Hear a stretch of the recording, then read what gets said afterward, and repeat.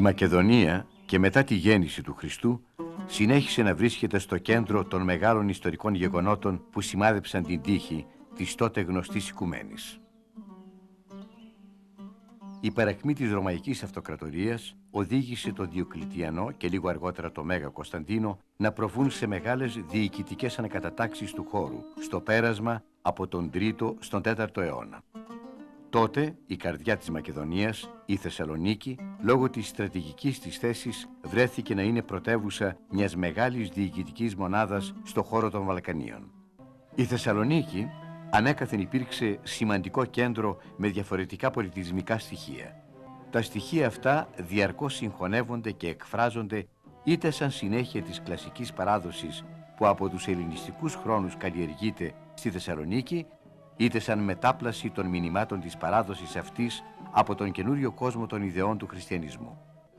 Μάρτυρας αυτής της φύζουσας πραγματικότητας παραμένουν τα μνημεία της πόλης. Η Μακεδονία και η Θεσσαλονίκη περνούν μια περίοδο ύφεσης στα χρόνια που ακολούθησαν τη βασιλεία του Ιουστινιανού. Ωστόσο, μέσα στους λεγόμενους σκοτεινούς 7ο και 8ο αιώνα, όπου η Βαλκανική συνταράσσεται από τις επιδρομές των Σλάβων και των Βουλγάρων, η Θεσσαλονίκη απόκτησε το μεγάλο μητροπολιτικό της ναό, την Αγία Σοφία. Προς το τέλος του 10ου αιώνα, ο τσάρος των Βουλγάρων Σαμουήλ λιμένεται τις περιοχές της Δυτικής και Κεντρικής Μακεδονίας και επιτίθεται ακόμη και στη μεγαλούπολη Θεσσαλονίκη. Η πόλη των Σερβίων μεταβάλλεται σε επίμαχο χώρο των αντιμαχωμένων. Η Βυζαντινοβουλγαρική διαμάχη, με κύριο χώρο ενεργειών τη Μακεδονία, καταλήγει στην ήττα των Βουλγάρων από τον Αυτοκράτορα Βασίλειο το δεύτερο στα 1014. Από εκεί και πέρα, μια νέα άνθηση γνωρίζει η Μακεδονία. Σπουδαίοι ναοί ιδρύονται στη Θεσσαλονίκη και στην περιφέρειά της. Ο 13ος αιώνας είναι περίοδος ανακατατάξεων μετά τη διάλυση της Βυζαντινής Αυτοκρατορίας από τους Φράγκους στα 1204. Η ανασύσταση της Αυτοκρατορίας έμεινε μακρινό όνειρο μιας 50ετίας, καθώς εμφανίστηκαν δύο επίζηλοι διεκδικητές του θρόνου: το κράτος της Υπήρου και η Αυτοκρατορία της Νικαίας στη Μικρασιατική Βυθινία. Ωστόσο, παρά τις αντεκκλήσεις και μετά την επικράτηση του οίκου των Παλαιολόγων, που ήταν συναισθηματικά συνδεδεμένοι με τη Θεσσαλονίκη, κάτι καινούριο γεννιέται σε μια περίοδο έντονης αναζήτησης της αρχαιοελληνικής παράδοσης στον τομέα των γραμμάτων. Είναι η παλαιολόγια αναγέννηση, η νέα άνθηση των γραμμάτων, των τεχνών και της επιστήμης. Η Θεσσαλονίκη είχε όλες τις προϋποθέσεις και ήταν όριμη να δεχτεί και να μετέχει ενεργά στο αναγεννησιακό αυτό ρεύμα. Ήδη στη Θεσσαλονίκη υπήρχε οργανωμένο έμψυχο υλικό λογίων και λειτουργούσε σχολείο με πολλούς μαθητές και κορυφαίο δάσκαλο των κλασικών γραμμάτων, τον Θωμά Μάγιστρο.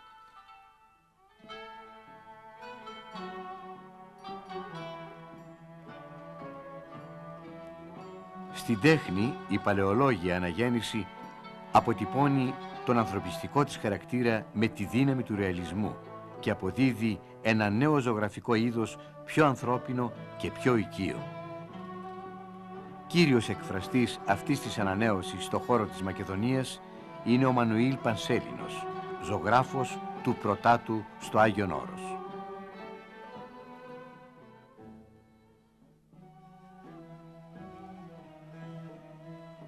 Στα γνωρίσματα της τέχνης του αγνώστου ζωγράφου αυτών των τοιχογραφιών προσγράφονται η αίσθηση και η προσήλωση στο μέτρο, η χρωματική ευαισθησία, η καλαισθησία και η αναμφισβήτητη ωριμότητα. Παρά τις αρετές της, ήδη στη ζωγραφική του ναού παρατηρούνται σημάδια κόπωσης των εκφραστικών δυνατοτήτων της τέχνης των παλαιολόγων, η οποία θα ξαναβρει τη δυναμική ορμή της μετά το 1360. Είναι όμως πολύ αργά, καθώς οι Τούρκοι αρχίζουν τις κατακτήσεις στη Βαλκανική. Η χιλιόχρονη λαμπρή ιστορία της Μακεδονίας βρίσκεται στο λυκόφως της.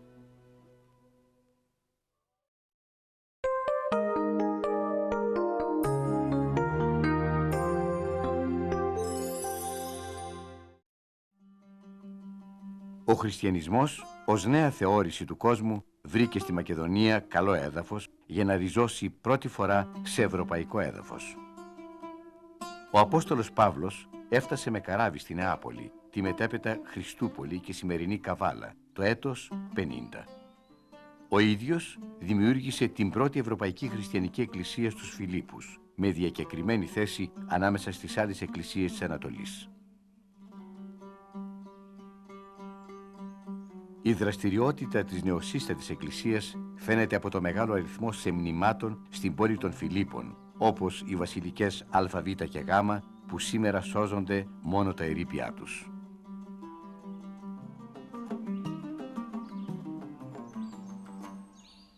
Η νέα θρησκεία γρήγορα ρίζωσε και στη Θεσσαλονίκη. Η θεώρησή της από τους Ρωμαίους ως εχθρικής προς την τρέχουσα ιδεολογία της αυτοκρατορίας οδηγεί σε διωγμό των πιστών του χριστιανισμού.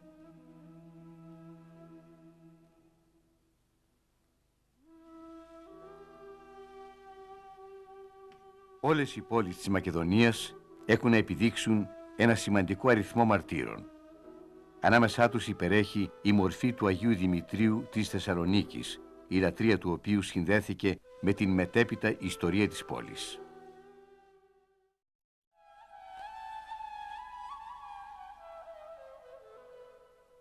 Η αναγνώριση της χριστιανικής θρησκείας ως επίσημης του κράτους από το Μέγα Κωνσταντίνο στα 313 έλυσε ένα μεγάλο εσωτερικό πρόβλημα της Ρωμαϊκής Αυτοκρατορίας που μπορούσε πλέον απερίσπαστη να ασχοληθεί με τους εξωτερικούς κινδύνους.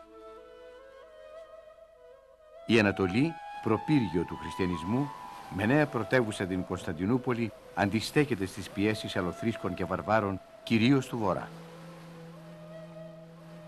Ο Μέγας Θεοδόσιος το 478 μετατρέπει τη Θεσσαλονίκη σε ορμητήριό του στον αγώνα κατά των Γότθων. Προς το τέλος της βασιλείας του πρέπει να χτίστηκαν και τα τείχη της Θεσσαλονίκης, το πιο συγκινητικό μνημείο της πόλης που την προστάτεψαν σε όλη τη μακραίωνη ιστορία της. Αυτό επέτρεψε και την επίδοση των Θεσσαλονικαίων σε αξιάγαστα έργα στο εσωτερικό της πόλης, μάρτυρες ενός εξαίρετου πολιτισμού των πρώτων χριστιανικών χρόνων.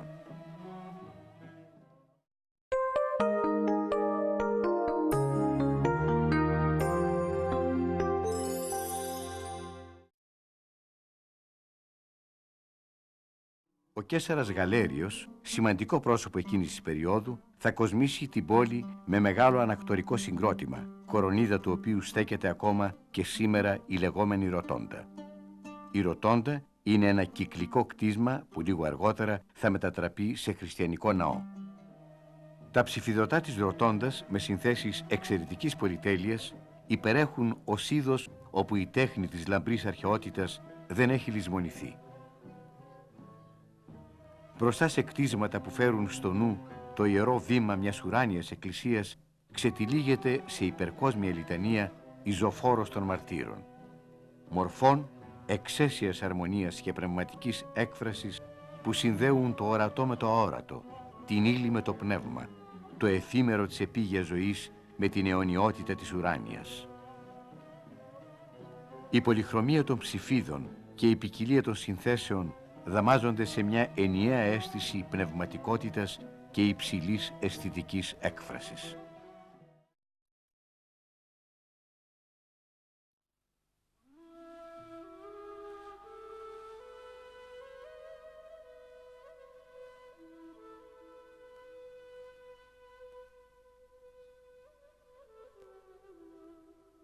Η στίχη του επιγράμματος του Αγίου Δημητρίου, το «κτίστας θεωρείς του πανενδόξου δόμου, εκείθεν ένθεν μάρτυρος Δημητρίου, του βάρβαρων κλείδωνα βαρβάρων στόλων μετατρέποντος και πόλην λυτρουμένου», δηλαδή του μάρτυρος Αγίου Δημητρίου που διώχνει μακριά το βάρβαρον πλήθος των ναυτικών στρατευμάτων και λυτρώνει την πόλη, μας μεταφέρουν στους δύσκολους χρόνους που η Θεσσαλονίκη υφίσταται τις βαρβαρικές επιδρομές. Ο ναός του Αγίου Δημητρίου, παρά τη σκληρή του τύχη και τις καταστροφές που υπέστη κατά καιρούς, διέσωσε ψηφιδωτά υψηλής τέχνης που χρονολογούνται από τον 5ο μέχρι και τον 9ο αιώνα. Τα ψηφιδωτά αυτά αποτελούν σειρά από διάχωρα με μετοπικές παραστάσεις του λατρευομένου Αγίου Δημητρίου και άλλων Αγίων, είτε μόνον είτε με αφιερωτές. Χαρακτηριστική είναι εδώ η προχωρημένη τάση για αφαίρεση στο χώρο και στα σώματα, ενώ ο προσωπογραφικός ρεαλισμός παραμένει σταθερό στοιχείο που εκφράζει την έννοια της εικόνας. Τα ψηφιδωτά του Αγίου Δημητρίου κατέχουν κέρια θέση στη μελέτη της εξέλιξης της παλαιοχριστιανικής τέχνης.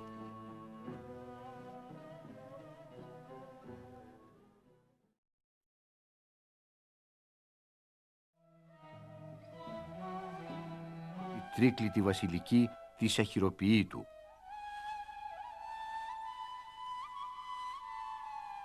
Το μνημείο χρονολογείται από το 447 και είναι χτισμένο πάνω σε ερείπια σημαντικού ρωμαϊκού συγκροτήματος. Σήμερα το δάπεδο του ναού είναι πολύ κάτω από το επίπεδο των δρόμων και ο περαστικός εμποδίζεται να φανταστεί τον υποβλητικό εσωτερικό χώρο.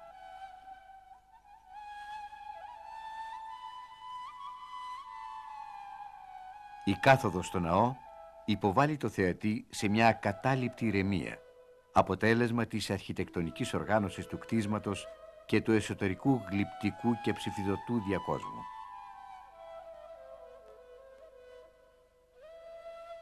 Χιονόκρανα στολισμένα με φροντίδα συνυπάρχουν αρμονικά με φύλλα, άνθη, συμπλεκόμενες κλιματίδες, πουλιά και στάχια που δημιουργούν την αίσθηση παραδείσιου συμβολικού χώρου.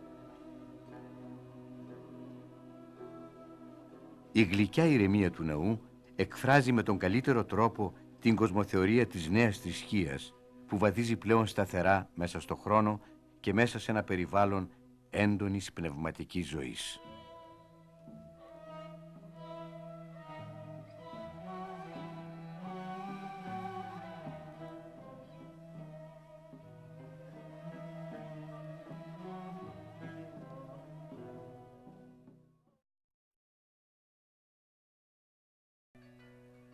Η Αγία Σοφία είναι κτίσμα του 7ου αιώνα με νέα αρχιτεκτονική αντίληψη, σύμφωνα με την οποία γίνεται μετάβαση από τις απλές δρομικές βασιλικές στο σύνθετο τύπο ναού με τρούλο.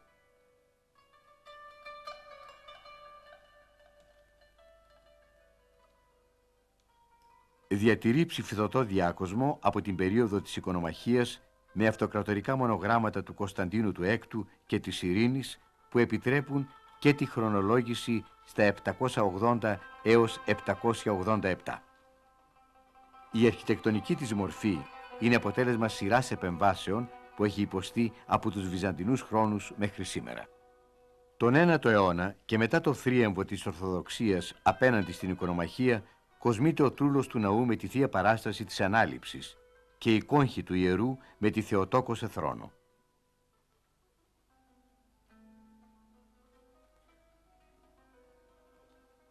Δυστυχώς, η μισή μορφή της Θεοτόκου κατέπεσε κάποια στιγμή και συμπληρώθηκε στο τέλος του 11ου ή στις αρχές του 12ου αιώνα. Στην Ανάληψη, σπάνιο έργο μιας τόσο παροχημένης εποχής, ο υπερβατικός χαρακτήρας της βυζαντινής ζωγραφικής υπερτονίζεται με υπερβολή.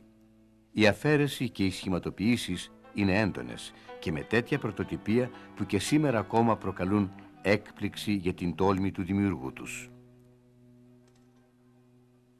Η παράσταση που εξελίσσεται στο όρος των ελαιών εκφράζει την τελευταία στιγμή της γήινης παρουσίας του Χριστού και συγχρόνως υπενήσεται τη μελλοντική κάθοδο του Αγίου Πνεύματος και τη Δευτέρα Παρουσία.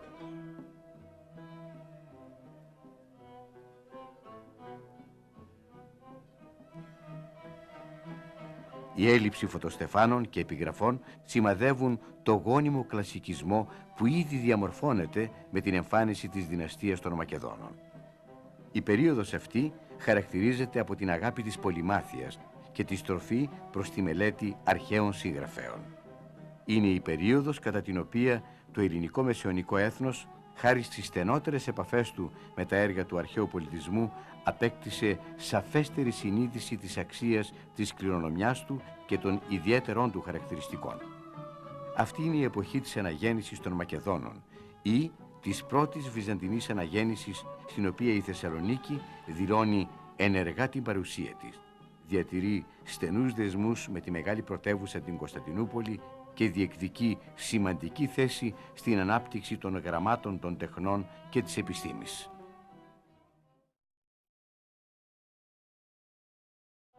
Η Παναγία των Χαλκαίων, μοναδικό δείγμα ενός μεσοβυζαντινού σταυροειδούς ναού με τρούλο και αρμονικές αναλογίες, χτίστηκε στα 1028 από τον πρωτοσπαθάριο Χριστόφορο. Αφιερώθη ο πριν βέβυλος τόπος εις ναών περίβλεπτον της Θεοτόκου παρά του ενδοξωτάτου βασιλικού πρωτοσπαθαρίου και της συνδύου αυτού Μαρίας. Έτσι μας πληροφορεί η επιγραφή στο μαρμάρινο υπέρθυρο της δυτικής εισόδου του ναού. Με την Παναγία των Χαλκαίων της Θεσσαλονίκης εγκαινιάζεται για τη Μακεδονία μια νέα εποχή που η αισθητική της υπαγορεύεται από την Κωνσταντινούπολη.